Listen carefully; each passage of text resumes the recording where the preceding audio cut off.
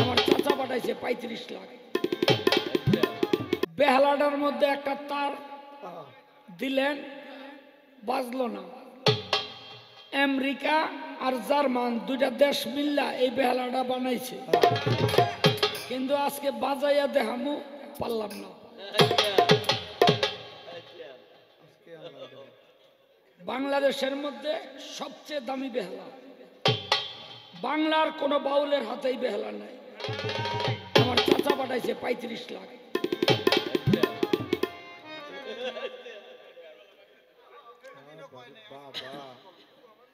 এবারে ডাকাইতে ডর আছে না? এমনি ছেড়ে দেব। আগে তো ছোট কালে হনে বড় আইছে।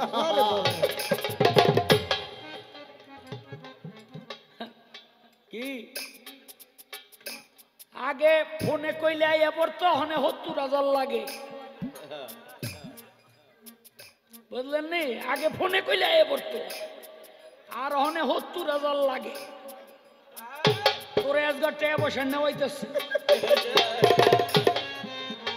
আমি ব্যবস্থা করতেছি, আবার যেন কইলে আয় বড়।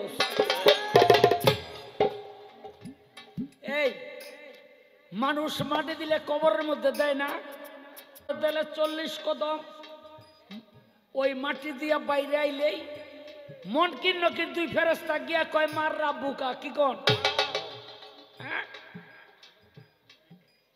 আপনার এলাকায় কি এই সিস্টেম? আমাকে হাস্তাবাদ দিয়া কিন্তু এরমই চলতেছে।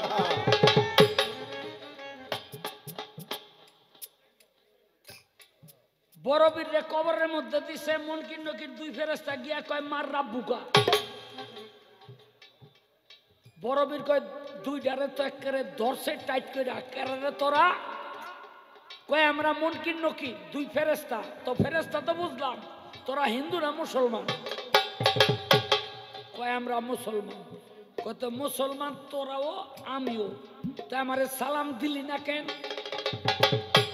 দেখা হইলে কবি না মুসলমানের 6টা দাবি, তার মধ্যে প্রথম দাবি হলো সাক্ষাতে সালাম দেওয়া। মনে রাখবেন, আমরা অনেকেই জানি না। তারপর হইলো কেউ যদি রাস্তা হারাইয়া যায় তারে দেখাই দেওয়া। তারপরে হইল কোন বিপদগ্রস্ত লোককে বিপদ থেকে উদ্ধার করা। তারপরে হইল কেউ যদি মারা যায় তাকে মাটি মঞ্জিল করা। এরকম 6টা দাবি এক মুসলমান আরেক মুসলমানের কাছে পাওনা।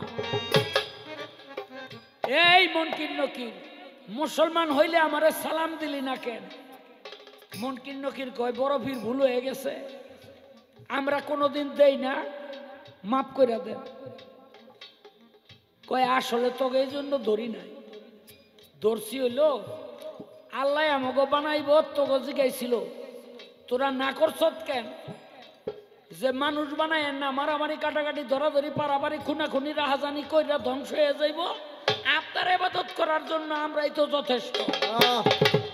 এই কইছিলি কিনা? এবড়া হোনা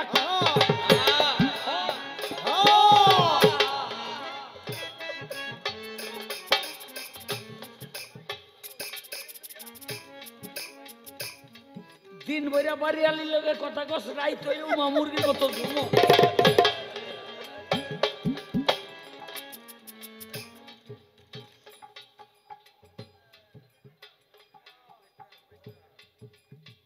কয় বড় পীর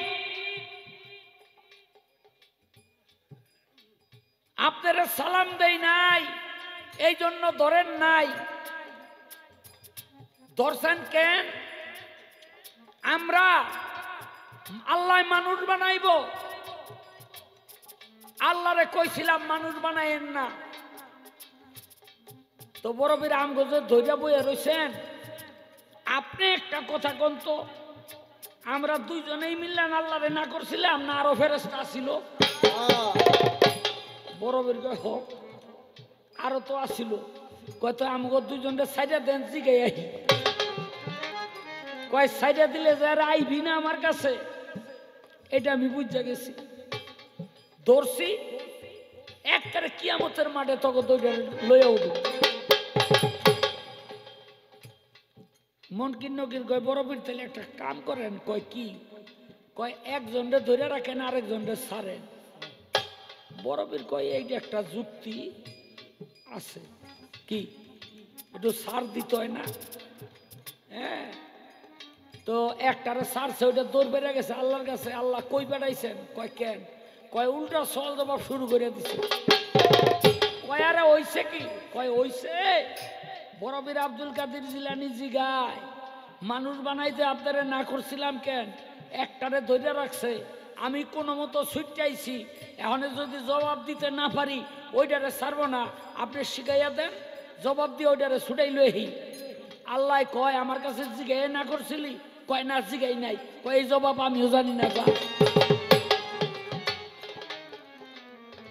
সব ফেরেশতারা একটা মিটিং করলো, কি চাও? আমরা যখন না করছি অপরাধ সবারই হইছে, বড়-পীরের কাছে সবারই মাপ চাইতে হইব।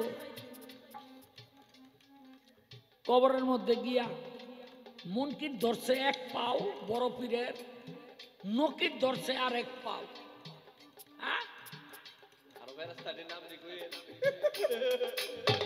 এই বেটা এত ফেরেশতার নাম আমি জানি, আমি জানি তুই আর ফেরেশতার নাম এত ফেরেশতা কইতে কইতে আজরাইল, জিবরাইল, মিকরাইল, ইসরাফিল, মেহেতের কাইল, মেহেতের ডাল, মেহেতের চাইল, মেহেতের কুর, মেহেতের তুষ, মেহেতের কুড়া,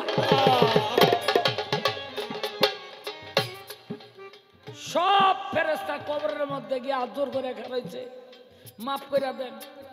বড়বীর কয় মাফ করতে পারি একটা শর্তে। কয় কি? কয় শর্ত হইল আজ থেকে কিয়ামত পর্যন্ত কোন কোন কিতাবে বলে এজাক্স নামক যে কবরস্থান বাগদাদে ওইটা, কোন কোন কিতাবে বলে পুরা বাগদাদ। এই এলাকার মধ্যে কেউ মাটি মন্দির পাইলে কবরের মধ্যে সওয়াল জবাব জিজ্ঞেস করতে পারবি না। রাজি? মুনকির নকিরের মুখের দিকে চাই, নকির মুনকিরের মুখের দিকে চাই, কি করুন? আজরাইল আর জিবরাইলে কয় রাজি হয়ে যা। কয় কেন? কয় নাইলে সীমানা বাড়াই দিতে পারবে। কয় বড়বীর রাজি? হ ছুটটা মুটটা আইছে। সেদিন থেকে কিয়ামত পর্যন্ত বাগদাদের মাটিতে মাটি মন্দির পাইলে কোন মুসলমানের কবরের মধ্যে সওয়াল জবাব হয় না। বাগদাদের মাটিতে এই বুশের সময় Bush Bush, double Bush, George Bush, হ্যাঁ, এই বুশের সময় ইরাক আক্রমণ কইরা বহু মানুষ মারছে। আবার বহু খ্রিস্টানও কিন্তু বাগদাদের মাটিতে মুসলমানরা পুঁতা থুইছে। কি থুইছে কিনা খবর রাখে না।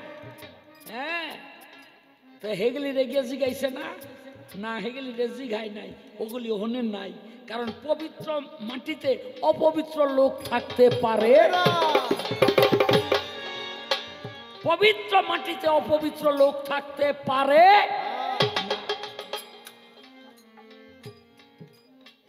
আমার এক আত্মীয় মারা গেছে, মাটি দিছে বাড়ির পাশে জমিনের মধ্যে।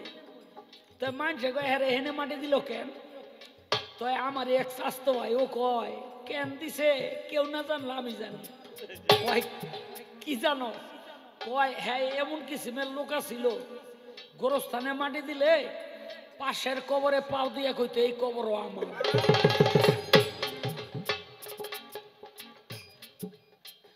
পাশের কবরে পাউডা বাড়াই দিয়া এরপরে কইতো এই তুই হেনতে যা, এই কবরও আমার। কয়ের লেগে আল্লাহর তরফ থেকে হেরে হেনে মাটি দিছে। বাবারে, পবিত্র জায়গায় কখনো অপবিত্র দেহ থাকতে পারে না। আছে না ওই যে খাড়ামুল্লা পোলাগ কয় বাবা ৭১-এর যুদ্ধে বাংলাদেশের বিরোধিতা করছি, আসছিলাম রাজাকার, কত মানুষের ইজ্জত নিয়ে সিনেমিনি খেলছি, কবরের মধ্যে গেলেই ফেরেশতারা গুতাইব, আমি গুতা খাবো না, টিকেট আর ভিসা করে দিয়ে আমি ইরাক গিয়া মরু। টিকেট আর ভিসা করে দিছে, বালিশের তলে লইয়া হুইয়া রইছে, সকালবেলা ঘুমেতে উচ্চা পোলাকে কয় টিকিট আর ভিসা সব বেচালা। কয় কেন বাবা? কয় বাবারে গতকাল রাইতে স্বপ্নে দেখলাম উপর দিয়া গিয়া যা রাম মরে ওখানে মাটি মন্দির পাইলে এই মাটির নিজা ফেরেস্তারা ব্যাগ ঠেললা বাংলাদেশের আজিমপুর কবরস্থানে আইন না এরপরে জিগায় মার রাব্বু। আমার ঠেলা খাওয়ানোর দরকার নাই বাবারে। কত বড় মর্তবা বাগদাদের জন্য বড় পীর আব্দুল কাদের জিলানী রেখে গেলেন। কোন মুসলমান কোন প্রেমিক যদি বাগদাদের মাটিতে মাটি মঞ্জিল পায়, সওয়াল জবাব কবরের মধ্যে হয় না, তার মানে কি প্রথম পরীক্ষায় সে পাশ হয়ে গেল। এখন মুক্তা সরকার এই কামটা করলো কে? বড় পীর আব্দুল কাদের জিলানী। কে কে করছে? এই নেয়ামতরা বড় পীর চাই আনছে না নাকি? কিন্তু এই চাই আনার পরও বড় পীর এক লোক অপমান করছে। মানে আমার প্রশ্ন, বড় পীর রে কবরের মধ্যে গিয়ে অপমান করলো কেডা?